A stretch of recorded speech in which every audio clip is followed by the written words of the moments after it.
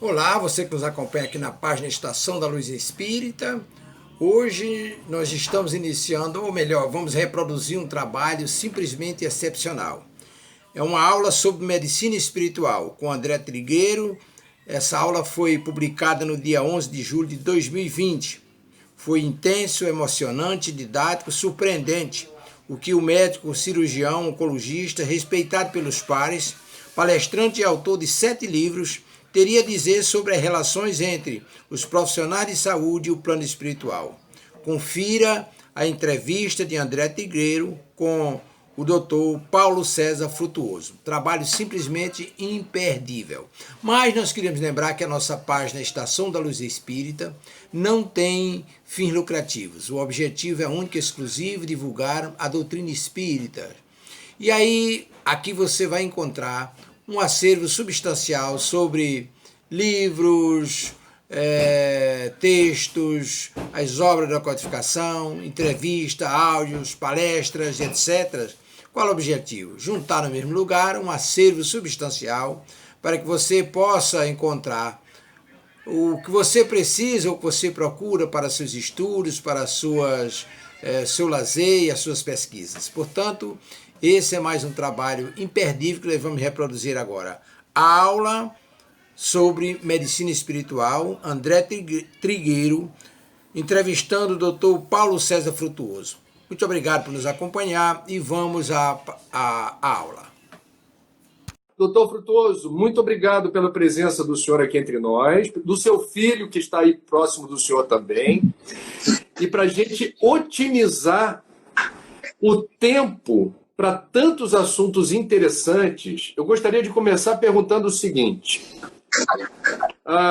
Eu posso chamá-lo de você, doutor Frutuoso? Claro, à vontade. Você frequenta o Lar de Frei Luís desde a década de 70 e seu pai, que eu tive o privilégio de conhecer, foi um médium excepcional.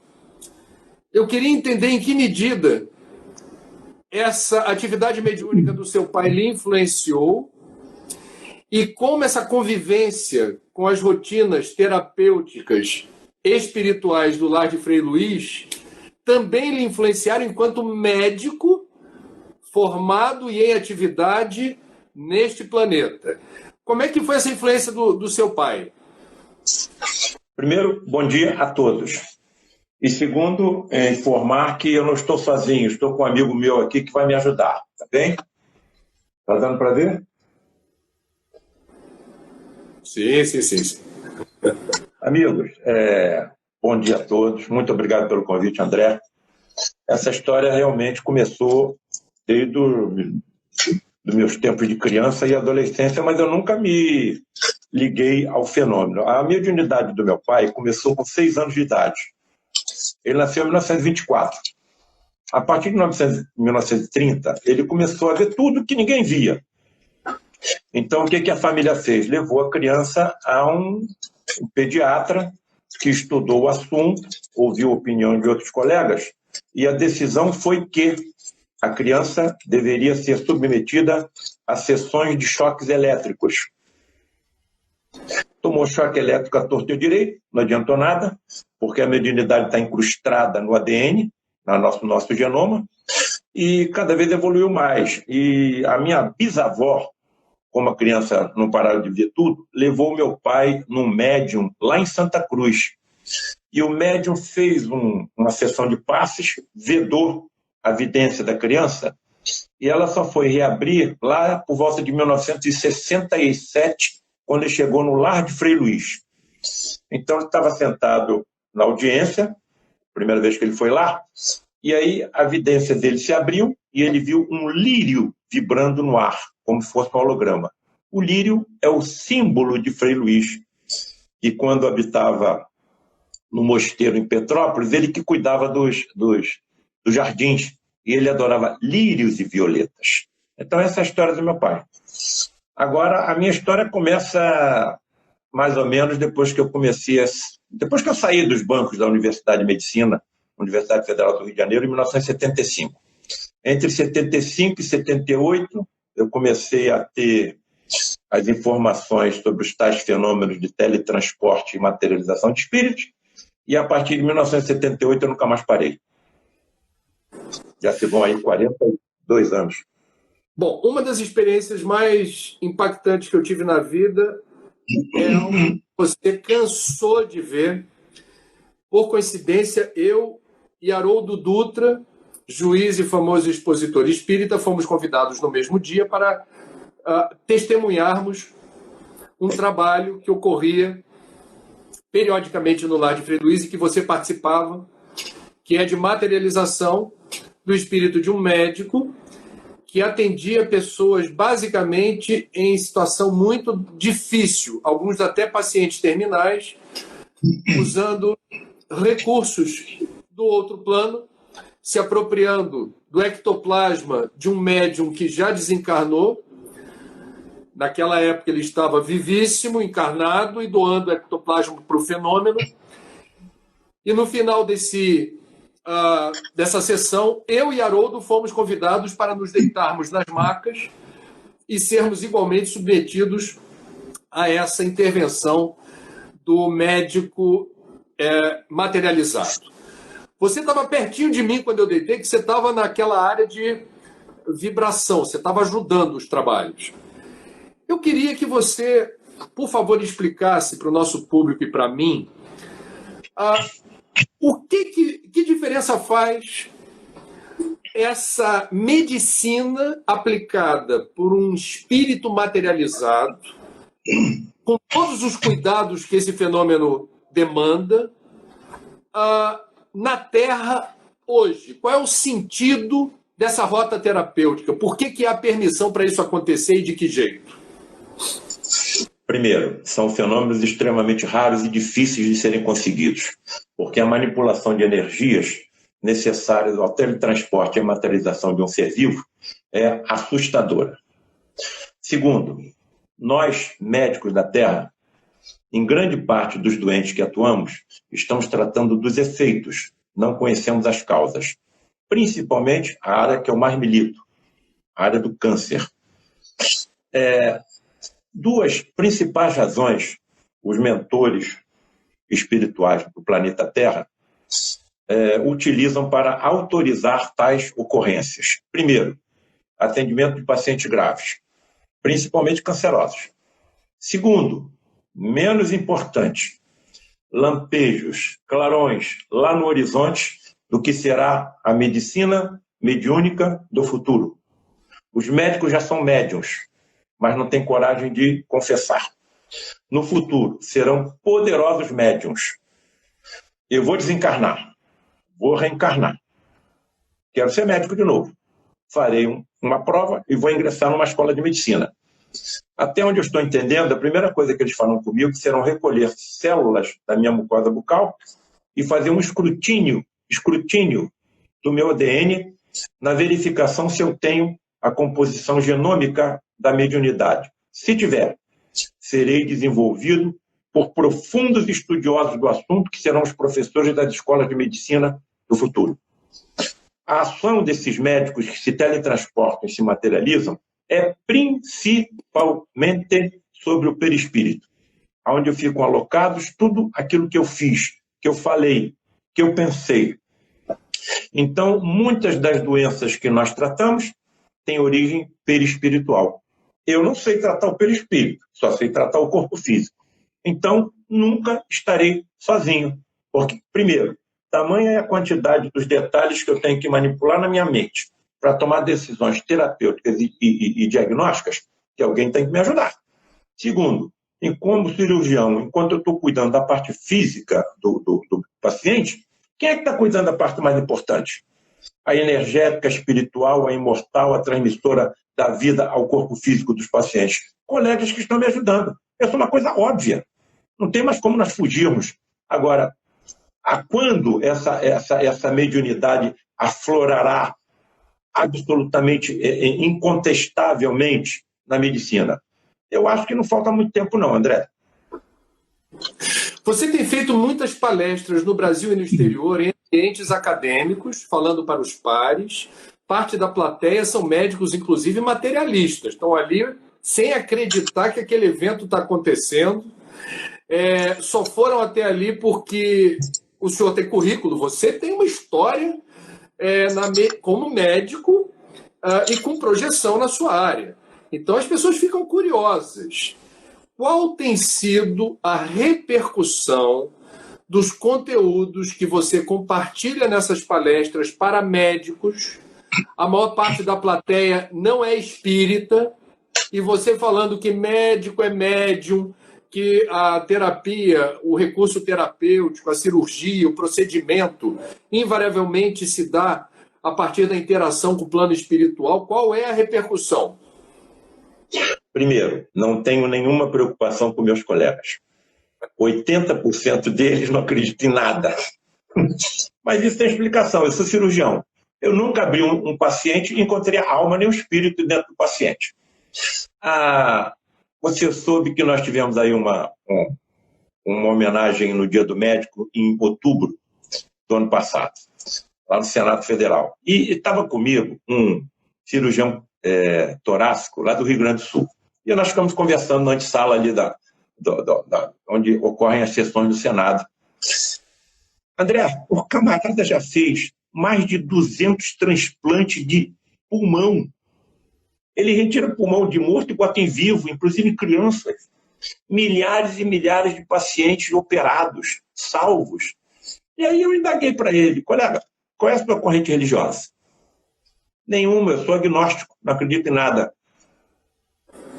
Um dia desse eu conversei com outro desses. Colega, você tem ideia de quantos pacientes você já operou? Com a maior tranquilidade. Uns 23 mil. E a minha preocupação com os colegas há muito tempo deixou de existir. E eu vou te contar por quê.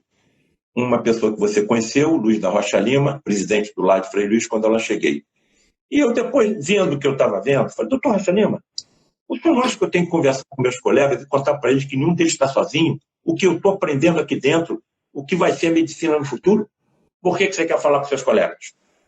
Doutor Rocha Lima, estudam dia e noite, trabalham até exaustão, ensinam tudo que sabem aos mais jovens, ainda encontram tempo para cuidar da família e não acreditam em nada.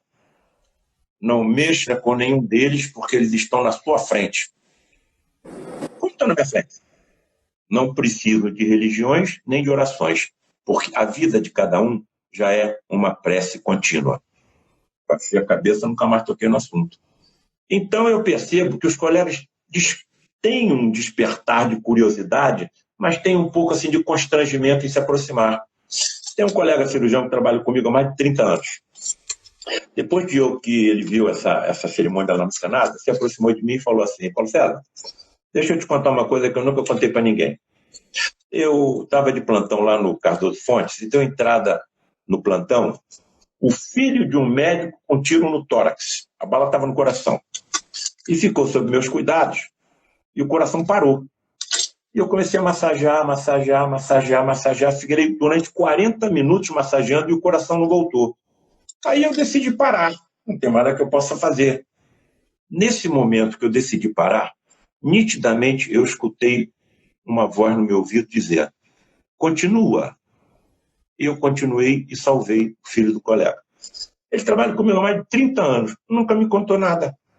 Então tem esse constrangimento. Eu fiquei com esse constrangimento. Alguém que está me assistindo aqui teria coragem de se entregar anestesiado na mão de um cirurgião que acredita em fantasmas?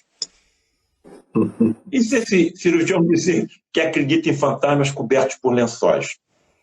Eu fui obrigado a acreditar. Quando as entidades se teletransportam e se materializam dentro da cabine onde está o médium, o doador da energia necessária para tais fenômenos, as reuniões acontecem na escuridão, porque os fótons afetam a energia, o ectoplasma que sai do médium, a entidade e o médium em transe. Se você está numa escuridão completa, como é que você vê um espírito materializado? Porque quando ele sai da cabine, ele sai emitindo luz pelo seu corpo e pelas suas vestes. Ele tem a bioluminescência, a produção de luz por um ser vivo. E geralmente vêm cobertos com mantos, também confeccionados.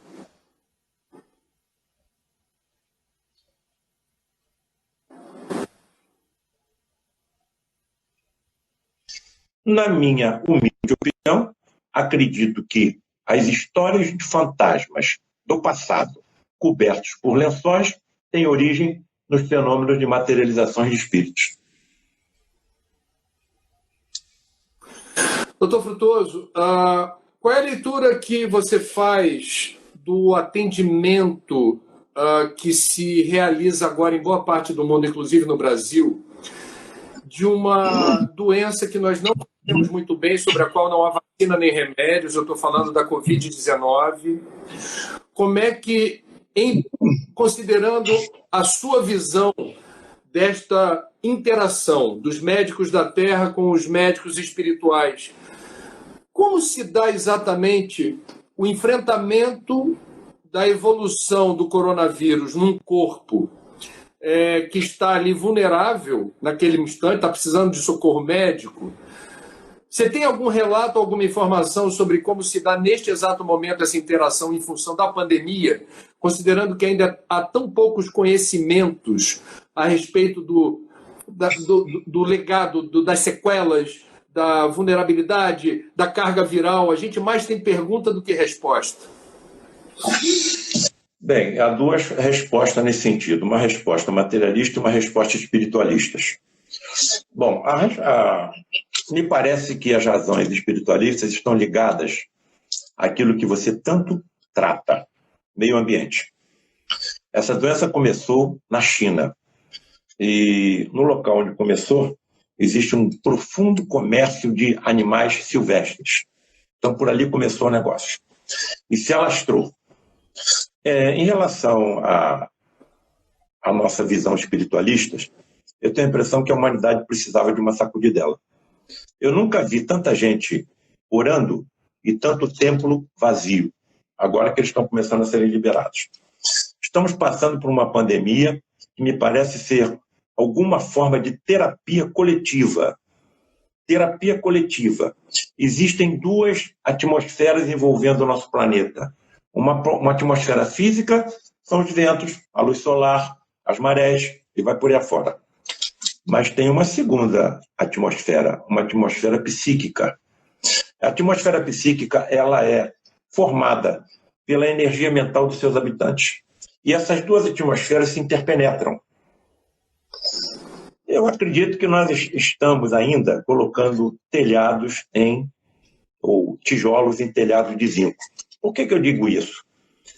Dois dos maiores comércios do planeta são de armas e de drogas. A destruição do meio ambiente é uma coisa aterradora, a começar pelo nosso próprio país. Me permitam se eu vou exagerar, mas são cometidos por ano no planeta Terra mais de 100 milhões de abortos criminosos. Qual deve ser a atmosfera psíquica de um planeta desse? Então, aqui está uma das principais causas das tragédias ecológicas, das tragédias epidêmicas que nós estamos enfrentando. Tudo é fruto da ignorância. Na hora que nós tivermos as informações, principalmente com a ação da ciência, sobre todas as verdades trazidas pelo espiritismo kardecista cristão, naturalmente isso tudo vai melhorar. E vai melhorar, porque as informações estão dizendo que nós vamos passar de um planeta de provas e expiações para um planeta de regeneração. Qual a companhia que eu esperaria ter se eu fosse habitar uma penitenciária? Criminosos. Qual a companhia principal que eu teria se eu fosse habitar um hospital? Enfermos. Isso é o que é o planeta Terra. Um grande hospital e uma grande penitenciária. Somos criminosos e somos doentes em relação ao que fizemos no passado. Mas tem um terceiro item extremamente importante, talvez mais do que os outros dois. O planeta Terra também é uma tremenda escola. Estamos passando por uma profunda lição. Nunca vi também tanta solidariedade, tanta ajuda. Eu vejo isso, inclusive, nas particularidades do meio, dos meus amigos com os quais eu convivo. Então, não existe nenhuma tragédia que não tenha data para terminar. Isso vai terminar. Esperemos que, depois de toda essa pandemia, a humanidade saia melhor. Na época do Ronaldo Gazola, esse querido ex-secretário de saúde em 3 prefeituras diferentes, espírita, ligado ao Lar de Frei Luiz, o senhor conheceu bem, e que tinha uma atuação assim irretocável do ponto de vista ético, moral. Por isso foi secretário municipal de saúde em 3 prefeituras diferentes. Eu tive a chance de conhecer aquele hospital holístico, que eu não sei como está hoje. Quando eu conheci, era um projeto de assistência médica no Lar de Frei Luiz, que procurava já fazer o primeiro desenho da combinação da medicina da terra com a medicina espiritual. Então tem o remédio, o medicamento de ordem química, o passe, a fluidoterapia, o cântico, enfim. Qual é a sua visão do hospital no futuro? O que será um hospital holístico no futuro e quanto tempo leva para o futuro chegar? André, o meu 5º livro chama-se A Medicina Mediúnica do Futuro. Eu estava com 12 a 13 capítulos prontos e pensei assim comigo, será que eu encontro alguma médica, médium, ou médico, médium, que possa me dizer o que acontece com ele quando entra dentro de um centro cirúrgico, dentro de um ambulatório, uma enfermaria, do consultório? E lá no Frei Luiz tem uma médica, médium, potente, cirurgiã, proctologista, também estuda medicina biomolecular, uma profunda estudiosa do assunto. E muito retraída, muito assim, vamos dizer assim, cautelosa. Eu me aproximei, colega, eu estou escrevendo um livro assim, assim, assim. Você pode me dizer o que acontece com você no hospital, no centro cirúrgico? Vou pensar. Passaram-se 10 dias, nenhuma resposta, eu refiz a pergunta, e ela disse o seguinte, olha, eu vou aceitar o seu convite com uma condição. Qual é a condição? Que você não coloque o meu nome no livro. Perfeitamente. Fiz 15 ou 16 perguntas e mandei por e-mail. E ela começou a me responder respostas longas. André, tudo que ela estava respondendo era o que eu já tinha colocado nos 12 capítulos e ninguém sabia que eu estava escrevendo livro nenhum. Ela diz que entra no centro cirúrgico, ela se vê ladeada por 2 mentores e vê mais médicos desencarnados do que encarnados dentro do centro cirúrgico. Todas as equipes rodeadas por assessores. E então, a visão dela adquire transparência. Ela vê o corpo dos pacientes por dentro, ela tem visão por raio-x. Nossa. E a visão adquire microscopia. Ela passa a ver os tecidos aumentados progressivamente, passa a ver a célula. André, ela entra dentro da célula, vê cromossoma, vê genes. Ela navega pela corrente sanguínea, vendo hemácia passar por cima, pela excreta. Por isso ela não queria que colocasse o nome dela no livro. Quando ela falou para mim que ela navegava pela corrente sanguínea, eu me lembrei de um filme da década de 60 chamado Viagem Fantástica. Fantástica, sim. Os cientistas monitorizam um submarino com médicos e cientistas injetam na corrente sanguínea de um paciente com uma lesão cerebral. Eles vão até lá e eliminam a lesão cerebral com raio laser. Eu falei, eu ia escrever um capítulo, escrevi 2. E quando eu terminei e mostrei para ela, ela olhou para mim e falou assim, olha, isso que você está colocando aí, que eu te contei, é só 1 milésimo do que acontece comigo. Bom, agora, você já imaginou se eu tivesse visão microscópica, como cirurgião, estou realizando um procedimento cirúrgico, e com a minha visão microscópica, eu vejo as miríades de micro-organismos por cima do paciente, nas minhas roupas, no meu corpo, no ambiente. Por mais esterilizado que seja uma sala de cirurgia, sempre micro-organismos haverão. Então, eu não teria, no momento, controle emocional para ter uma visão microscópica.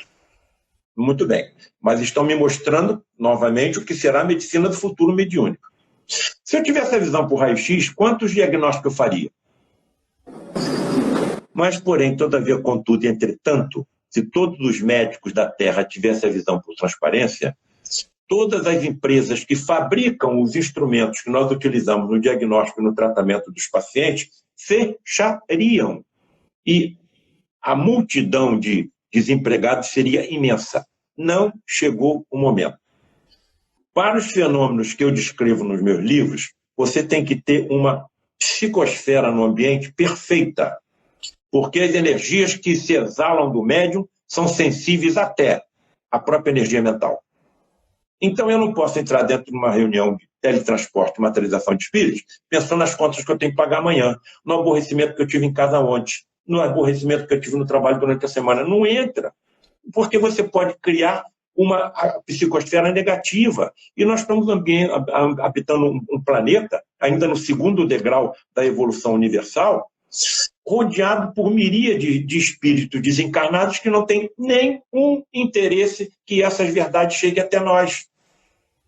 Então, tudo que é possível ver, eu acho que eu vi.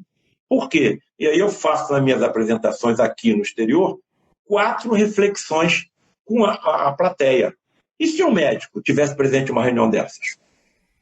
E se quem se teletransportasse, se materializasse, fosse um médico que já passou por aqui, passou pelo fenômeno natural da morte, continua vivendo num universo paralelo ao nosso, e ali se teletransportou e se materializou? Terceira, se fosse possível um diálogo entre esses 2 médicos. Quarta, e se tais diálogos se prolongassem durante 40 anos? Foi exatamente o que aconteceu comigo. Como é que eu vou voltar? Comigo, com Gazola, com o Paulo Roberto. Vou voltar como? Para onde? Começar tudo outra vez? Eu não tenho. Você pode. Pensa bem no tal Tomé. Tomé, vem cá. Bota a mão aqui na perfuração dos cravos que me cravaram na cruz. Está percebendo? Sou eu. Bota a mão aqui no meu tórax. Vê a perfuração da lança. Está percebendo? Então, os médicos geralmente são Tomés. Nós precisamos de comprovações racionais, lógicas, para acreditar em alguma coisa. Se for colocado à minha frente isso, por que eu vou guardar só para mim? E aí, o que aconteceu principalmente? Por que eu estou aqui com você? Por causa disso. Pacientes começaram a ler o livro e a presentear meus colegas com o livro. Eu comecei a receber telefonemas, e-mails, contatos verbais. Paulo César, o que você está acontecendo? O que você está contando? Mas eu não posso. Olha, você tem certeza que isso... Olha, vem cá, amigo, vem cá. Olha, coloca aí na internet o nome de um cientista chamado Charles Richer. Eu conheço o Prêmio Nobel de Medicina porque descobriu a resposta anafilática humana. Você já ouviu falar num físico chamado William Crookes? Claro, todo mundo. Descobridor dos raios catódicos, do elemento radiante da matéria. Nós temos televisão hoje graças ao trabalho desse homem. Certo.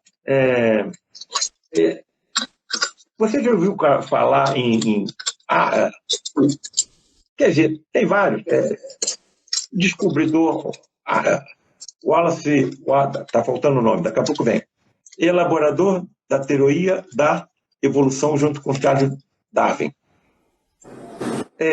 César Lombroso, pai da medicina forense e da medicina judicial. Então, na hora que eu me virei para a direita e pesquisei os fenômenos que estavam sendo colocados à minha frente, descobri inúmeros nomes da ciência, inclusive prêmios Nobel, que tinham verificado os mesmos fenômenos que eu estava vendo, pesquisado, estudado, testemunhado e comprovaram que tudo era verdade, que tudo é possível. Só que não temos ainda como explicar. E eu não tenho preocupação com isso. A ciência não sabe o que acontece em 96% do universo. Só sabe o que acontece em 4%. 96%. Energia escura, matéria escura e outras energias que sabemos que existem, mas não sabemos o que é. Aí a ciência não sabe o que é o magnetismo. Sabe de onde vem a palavra magnetismo? Magia. Calcula-se exatamente todos os efeitos, mas não sabemos exatamente o que é. A ciência não sabe exatamente por que qual é a energia que faz um elétron girar em torno do núcleo de forma infinita. Calculamos todos os efeitos, não sabemos exatamente o que é. Então nós estamos no caminho. Tudo que eu vejo acontecer não são milagres, não existem milagres. Existem leis físicas, químicas e biológicas que a nossa ciência ainda não alcançou. Eu faço milagre todo dia. Chego para operar um doente, passo a minha mão em frente a uma célula fotoelétrica no lavatório, a água sai da torneira sem que eu toque nada. Se eu tiver com uma criança, um selvagem ao meu lado, ele vai achar que eu fiz um milagre. Então é só questão de tempo. Daqui a pouco, quando chegarmos ao merecimento, todas essas elucidações ficaram claramente à nossa frente.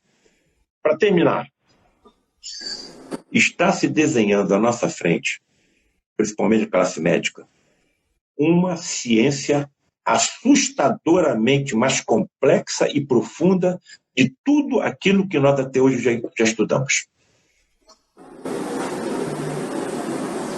Uau! Deixa eu te perguntar uma coisa.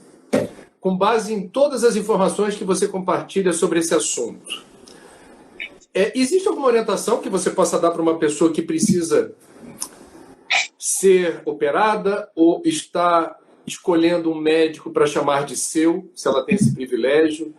Essa informação nos capacita a termos algum protocolo, algum cuidado na hora de nos submetermos a um procedimento cirúrgico ou procurarmos um médico da terra para cuidar da gente?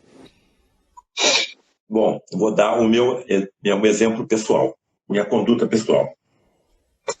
Eu nunca deixei de realizar nenhum dos procedimentos que a medicina convencional me ensinou. Se eu examinar um paciente com apendicite, eu vou levar ele para uma reunião de materializações ou eu vou operar o doente? Então nós temos que ter cuidado para não cair na área do fanatismo.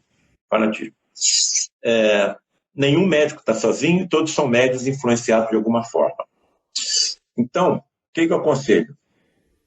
Entreguem-se com confiança aos seus médicos. Ninguém é médico por acaso. Com todo respeito. Mais uma vez, opinião pessoal, eu posso estar errado. Não existe profissão mais importante na Terra do que a da medicina. Não é por eu ser médico, não. Se não houvesse médicos, o nosso presidente não era presidente. Porque quando ele foi esfaqueado, quem salvou a vida dele foram os médicos. Ninguém pode ser papa sem saúde, ninguém pode ser presidente da ONU sem saúde, ninguém pode ser nada sem saúde. Você pega um resfriado e você não pode trabalhar. Então, existe algum planejamento por trás desses espíritos que vieram como médicos. Atenção. Isso não os torna perfeitos. Mais uma vez, exemplo pessoal. O grupo do Lar de Frei Luís é oriundo da Inquisição. Se eu utilizo hoje o ferro e o aço para aliviar e para curar, é porque quando eu era da Inquisição usava para torturar e para matar.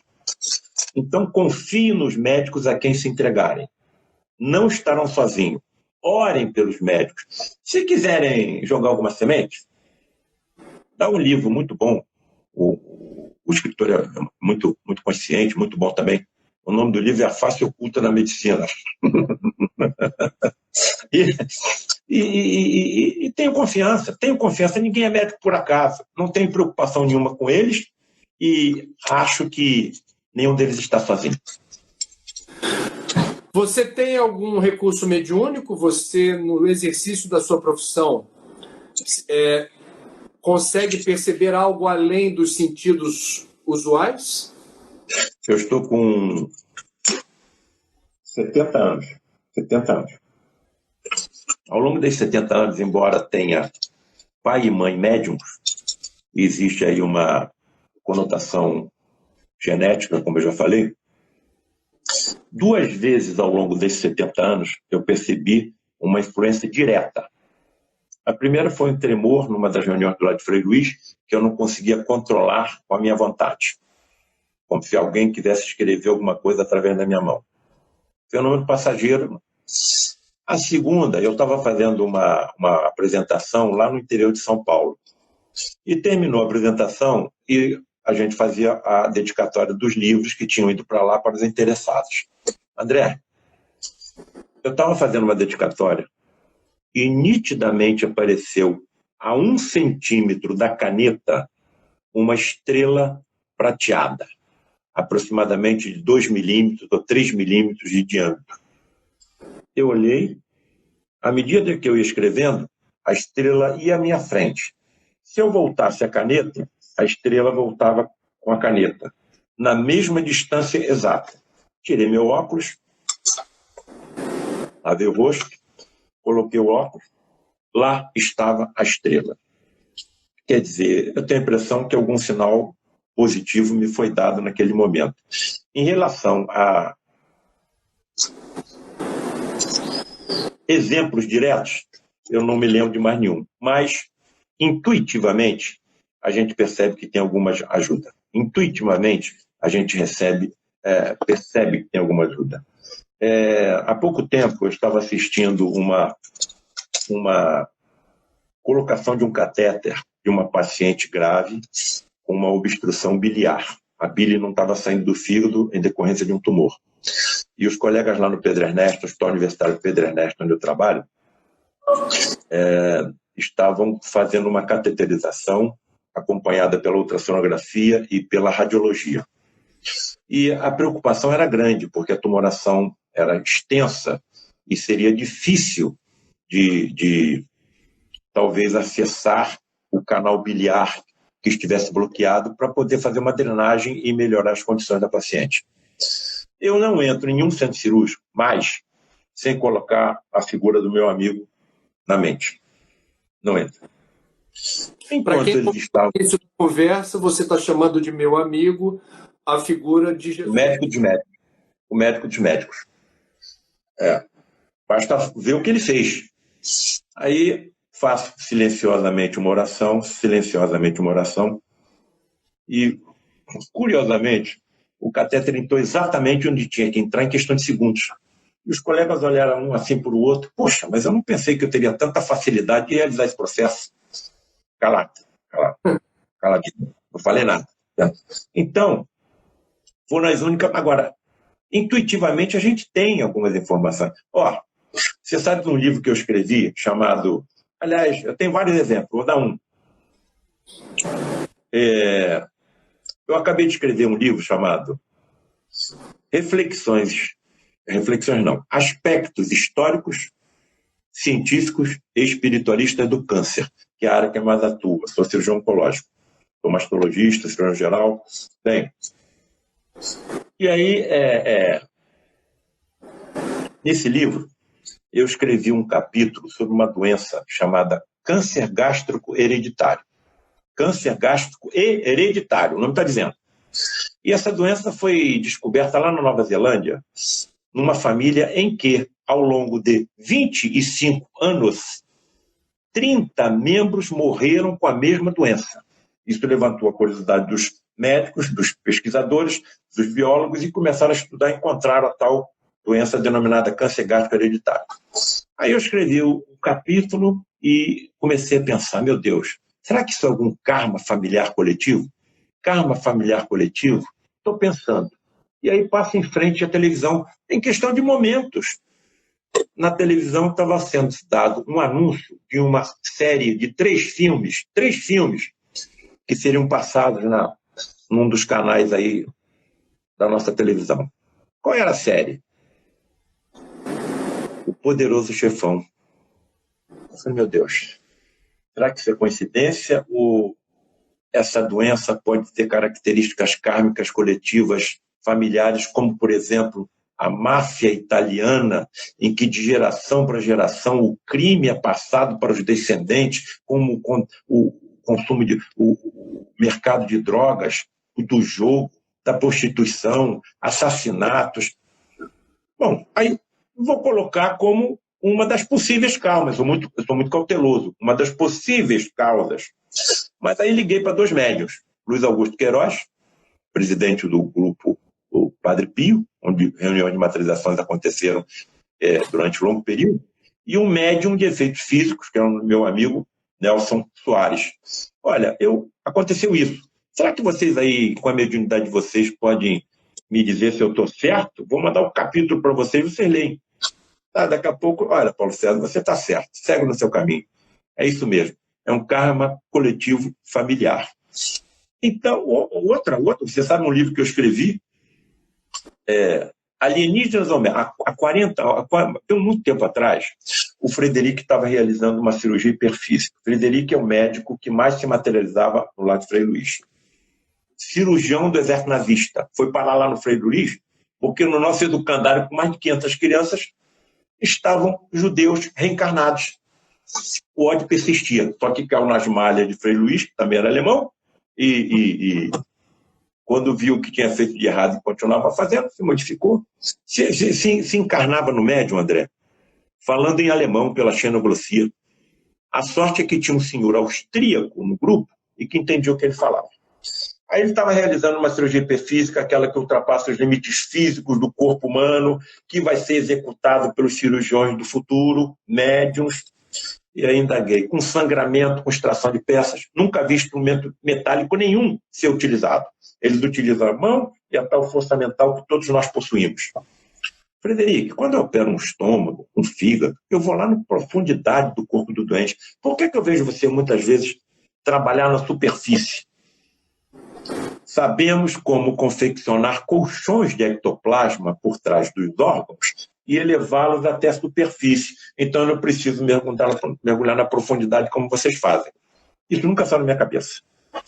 Aí eu estava assistindo um documentário na televisão chamado Alienígenas do Passado. Segundo capítulo, 8º minuto. Não saiu nunca mais da minha cabeça. Título, Evidências. Estavam cuidando da Pirâmide de Gizé, a mais alta construção humana até a Torre Eiffel. Botaram ali 2.300.000 blocos de pedra pesando entre 6 e 80 toneladas. A retirada de uma pedreira era localizada a 900 quilômetros. Há 4.000 anos, onde não se conhecia roda, nem ferro, nem aço. Segundo os historiadores modernos, tecnologia alienígena teve que entrar nessa história. Então as pirâmides não seriam túmulos, seriam transmissores de energia em volta do planeta. Eu estou assistindo. Daqui a pouco o apresentador fala o seguinte: olha, foram encontradas algumas descrições sucintas, mas claras, em alguns túmulos egípcios, de que os construtores antigos egípcios sabiam como colocar uma estranha substância branca por baixo das pedras, elevá-las e transportá-las com facilidade. Cara, eu caí da cadeira quando escutei aquilo. Substância branca? Será que estão falando de ectoplasma? A mediunidade era profundamente conhecida no Antigo Egito.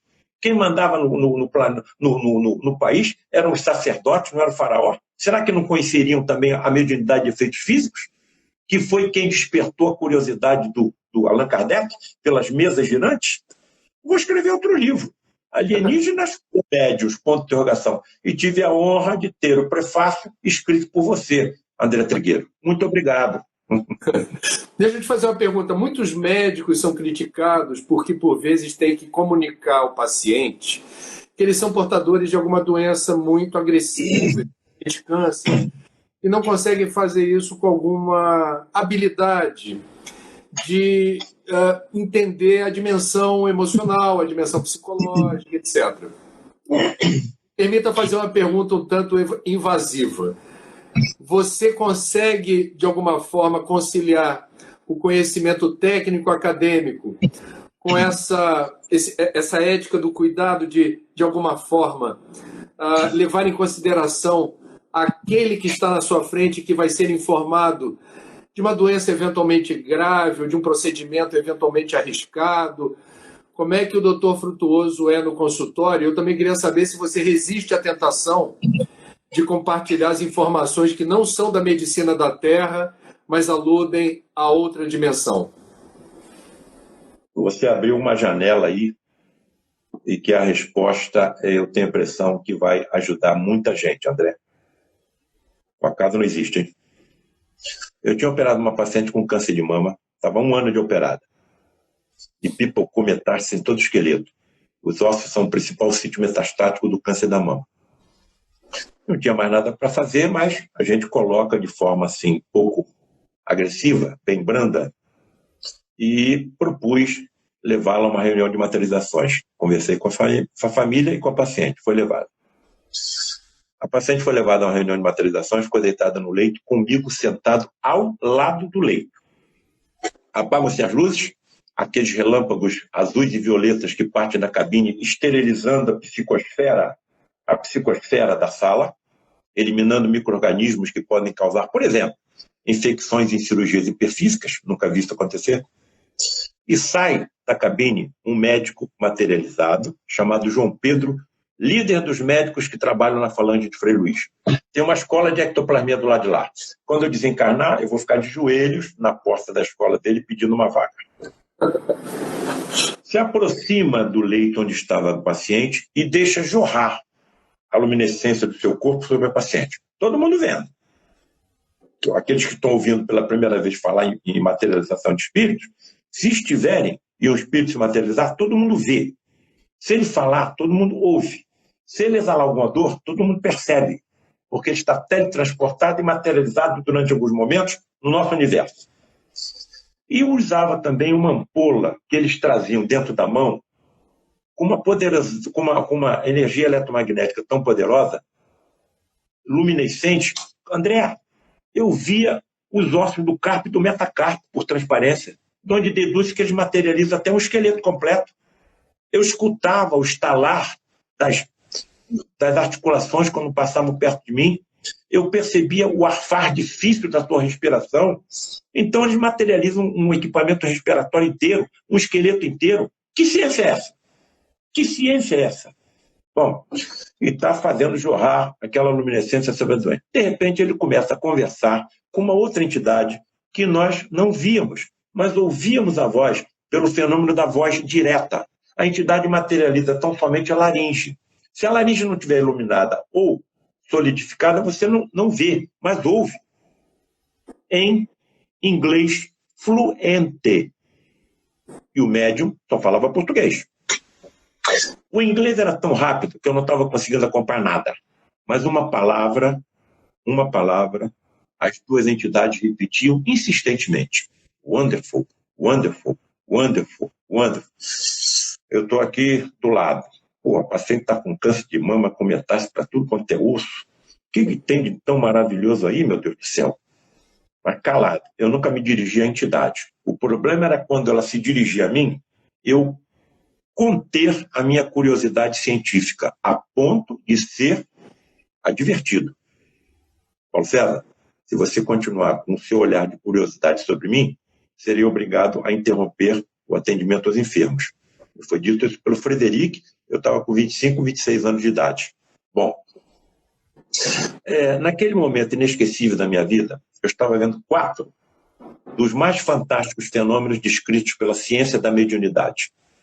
A materialização de um espírito, a bioluminescência, que é a produção de luz por um ser vivo, o fenômeno da voz direta e o fenômeno da xenoglossia, quando a entidade fala línguas desconhecidas do médium. Bom, terminou o tratamento, voltou para dentro da cabine, se desmaterializou. Algumas semanas depois, a paciente, como era de se esperar, desencarnou, porque a vida está na borboleta, não está no casulo. Nós estamos aqui, todos nós vamos desencarnar, só questão de tempo. E a primeira oportunidade que eu tive, eu perguntei ao Frederic o que havia de tão maravilhoso com aquela paciente. A resposta dele não é para mim. Essa resposta está colocada no meu livro, Reflexões Espiritualistas e Científicas de um Médico, e acho que é para todos que estão agora nos dando a honra de estar conosco participando desse evento tão importante. Paulo César, eles estavam elogiando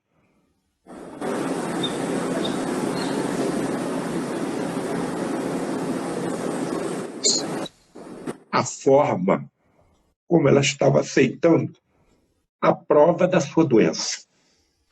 Ela não estava blasfemando contra Deus. Ela não estava acusando os médicos.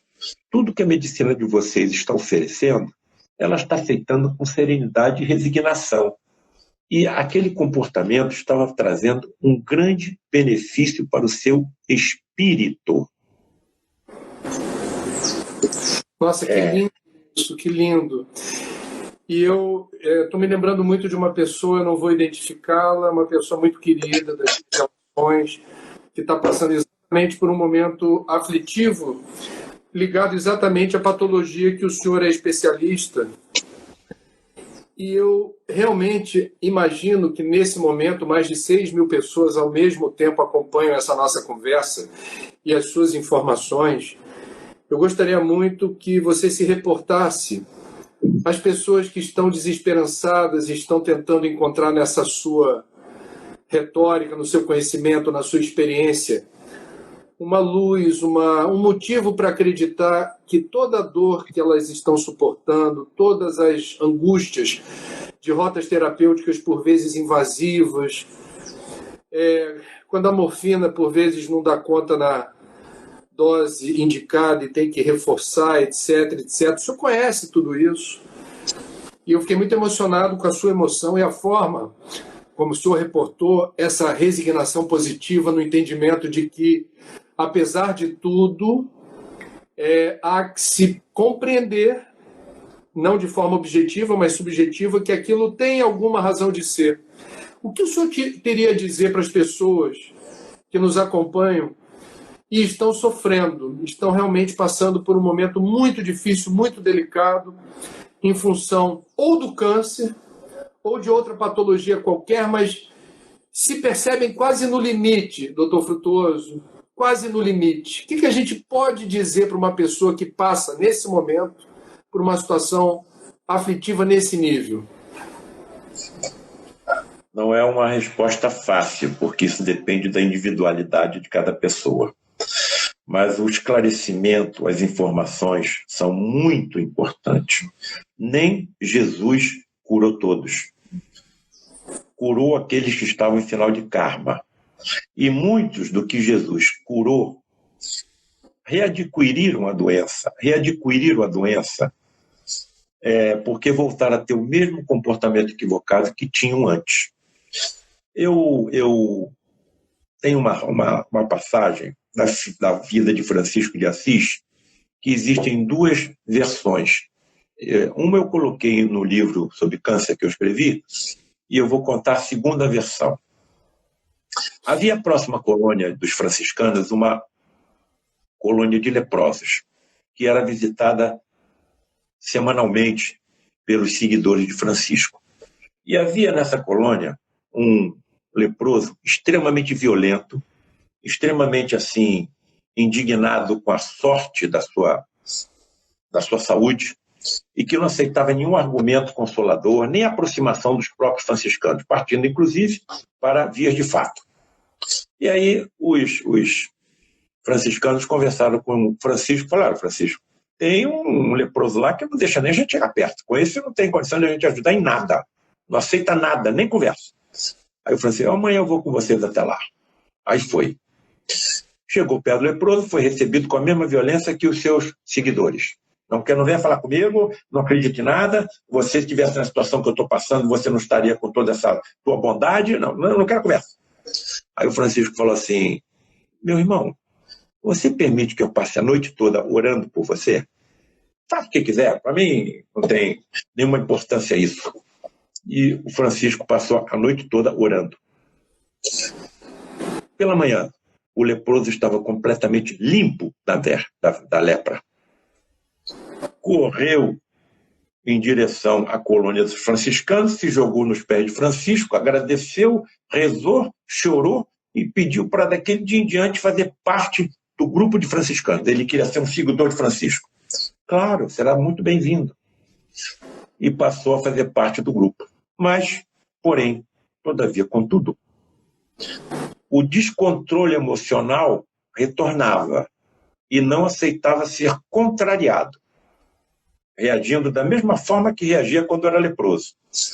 E aí ele procurou reservadamente Francisco, assim, desgostoso com seu próprio temperamento, e pediu uma nova ajuda a Francisco. Francisco, você pode me ajudar? Apesar de você ter me curado, de eu saber que eu estou agora com a saúde repleta, eu não consigo ser melhor do que eu era. Você pode me ajudar? Aí o Francisco falou assim: olha, eu não sei exatamente como te ajudar, mas você permite que eu fique a noite toda orando por você? Claro! E Francisco ficou a noite toda orando pelo ex-leproso. Pela manhã, ele estava coberto de lepra novamente. Então, as doenças são limpadores do nosso perispírito, daquilo que fizemos equivocadamente no passado, daquilo que falamos e até daquilo que pensamos. Então, o que eu faço, o que eu falo, prejudica o próximo e a natureza do planeta onde eu habito e que dificultará a vida daqueles que virão depois de mim, fica marcado no meu perispírito. E essas deformações podem ser tão profundas que em encarnações futuras eu posso não ter condição de reencarnar num corpo humano igual que eu tenho hoje, porque o perispírito não vai se encaixar exatamente em uma morfogenética humana. Então, esses espíritos vão ter, para que tenha algum alívio, reencarnar em planetas que, em relação à Terra, estão na Idade da Pedra. Então, Paulo César, pergunta feita por um professor de medicina. O espírito é imortal? Sim, professor. O corpo humano é passageiro, como nós todos sabemos. Sim, professor.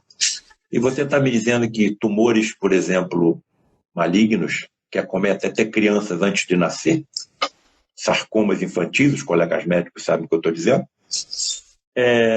são limpadores do espírito e corretores do perispírito? Sim, professor. Então, Paulo César, por que é que você opera os teus pacientes? Por que você não deixa o câncer continuar limpando o perispírito, corrigindo o perispírito? Eu acho que você devia parar de operar. Professor, eu não sei até onde deve ir o sofrimento de alguém. Então, como não sei, eu faço tudo o que eu posso para curar, aliviar e consolar, porque Deus age nas criaturas através das criaturas. Aqueles que estão me ouvindo, estão passando por algum momento de dificuldade da saúde, atentem no que eu vou dizer agora. Estão sendo observados por várias pessoas, familiares, conhecidos, amigos, e se encontrarem força dentro de vocês, pela oração, pela resignação, pela conformação, pela serenidade, e resistirem a esse sofrimento físico temporário, quando chegar o momento desses que estão te observando e passar por fenômenos similares ou até piores, vão se lembrar da forma como você os enfrentou. Então, se há alguma sugestão que eu possa dar, acho que é essa. Apesar de nós estarmos ainda no segundo grau da evolução universal da humanidade, nós temos muitos recursos que ajudam o indivíduo a superar o seu sofrimento. Analgésicos. E cada dia surge um quimioterápico novo que estão reduzindo os tumores. Eu, como cirurgião oncológico, estou vendo vários pacientes que estão encaminhando para oncologistas clínicos e o paciente está retornando sem doença. Eu não preciso mais operar. E a velocidade da ciência e da tecnologia no século XX e XXI está sendo mais rápida do que toda a história da humanidade. A história da ciência tem mais ou menos 500, 600 anos. Nunca se viu tanta aceleração, tanta chegada de espíritos evoluídos que estão trazendo as soluções que nós precisamos, dentro de 4 vertentes, altamente evoluídos no ramo da engenharia, altamente evoluídos no ramo da justiça, talvez já estejamos vendo isso acontecer no nosso país, altamente evoluídos no ramo das artes. Então você entra no Google, tu está vendo criança com 3, 4, 5 anos executar sinfonia no piano, o pé da criança nem alcança o pedal. Aprender aonde? No ventre materno? Então, todas as soluções para os nossos problemas estão na mão de quem? Do Cristo planetário da Terra, o governador espiritual do planeta. Um espírito que atingiu tamanha evolução em ciência, tecnologia, sabedoria, moralidade e principalmente em amor, que ele foi concedido o governo do planeta inteiro, com 22 bilhões de espíritos sob a sua égide. Então, ele está cuidando de nós. Nós não estamos abandonados. No nosso caso, 4 bilhões e 500 milhões de anos, a idade da Terra. Então, um espírito que comanda a Terra há 4 bilhões e 500 milhões de anos vai nos abandonar? Vai deixar que a Terra desapareça em algumas décadas? Não. É nele que eu estou depositando a minha confiança. Eu não posso, diante de tudo que eu vi, com esses olhos que a Terra há de comer, eu não posso me recuar, não posso deixar de acreditar. Nenhum de nós está sozinho, estamos passando por um sofrimento muitas vezes escolhido por nós próprios. Nós, como médicos, estamos cuidando muitas vezes de efeitos e não sabemos as causas. Sigamos em frente, porque não estamos sozinhos. Há um Cristo planetário acompanhando tudo que acontece com cada um de nós. Desculpe se eu me alonguei. Deus lhe abençoe, doutor. Deus lhe abençoe. Obrigado pela sua generosidade, seu conhecimento, a forma, eu diria, tão bondosa, dadivosa de ter a coragem, sendo você quem é, atuando onde você atua, tendo os pares que estão muito, por vezes, refratários a um conhecimento que não seja aquele aprendido na academia, a compartilhar informações que semeiam uma nova medicina, um novo entendimento da cura, da doença, do sentido da dor e do sofrimento, da maneira como a medicina deverá estar posicionada daqui a pouco. Eu quero lembrar para quem nos acompanhou até aqui que os livros do Dr. Paulo César Frutuoso estão disponíveis na livraria digital do Lar de Frei Luiz e também no site da Candeia. Então, faça essa incursão, instrua-se, verifique o conhecimento que ele generosamente, de forma compacta, compartilhou conosco hoje. Doutor Frutuoso, olha, alegria, é sempre um prazer revê-lo, ainda que virtualmente. Proteja-se, essa pandemia está por aí, a gente não pode dar mole, fique com Deus. Muito obrigado. Obrigado a você. Eu que agradeço. Que acompanha. Tudo de bom, viu? E sempre às ordens, caso vocês quiserem mais algum esclarecimento. Muito obrigado, professor André Trigueiro, pela oportunidade de nós divulgarmos um pouquinho dos conhecimentos que adquirimos no Lar de Frei Luiz ao longo de 40 anos. Para terminar, o Lar de Frei Luiz talvez seja o maior centro espírita do Rio de Janeiro.